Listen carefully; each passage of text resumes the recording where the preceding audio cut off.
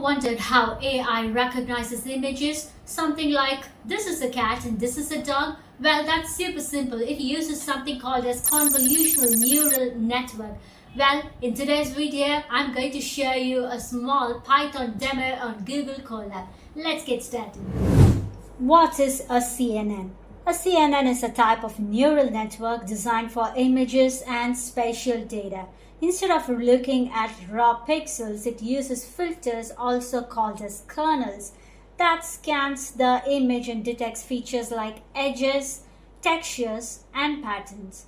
Those features stack layer by layer until the model can say, "This looks like a dog," or "That's a cat." Real-world use cases, CNNs power some of the most exciting AI applications today.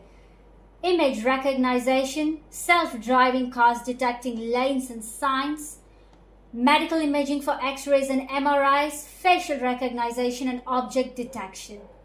So, in today's video, let's build a simple convolutional neural network or CNN using TensorFlow to classify images from the CIFAR-10 dataset.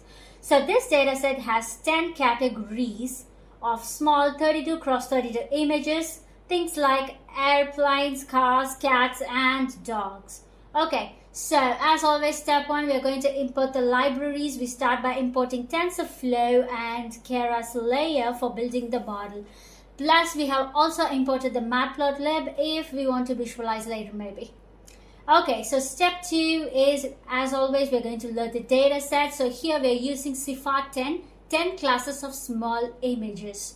So next we load the data set. The TensorFlow gives us right out of the box. Then we normalize the pixels to be between 0 and 1 by dividing 255. This helps the model train faster and even more better. So if you see, after just running step 2, we have data downloaded from here, as you can see. So step 3, we are going to build CNN model. So now first a conv 2D layer with 32 filters. This scenes image to detect features like edges and textures. And then a max pooling layer which reduces the image size by keeping the most important details. Then again, we repeat another convolution with 64 filters and another pooling layer. Then what we do is we are going to flatten the data, turning it into a 1D array. Then afterwards, add a dense layer with 64 neurons using ReLU for non-linearity. And yeah, finally, the output layer with 10 neurons, one for each CIFAR-10 class using softmax, so we get probabilities. So this is what we have done on step 3. So step 4, we are going to compile and train it. So we compile the model using the Adam optimizer, as you can see here. Sparse categorical cross entropy as the loss functions and accuracy as metric. Then we train for 3 epochs. I have already trained the model as it may take so much time. So I have just given 3 epochs over here. So, what are the results from the epochs? Let's just go one by one. So, if you see the epoch 1, accuracy started at about, well, if you see 36, with validation accuracy for about 57%. So, on epoch 2, accuracy improved to around 59 and validation to 62.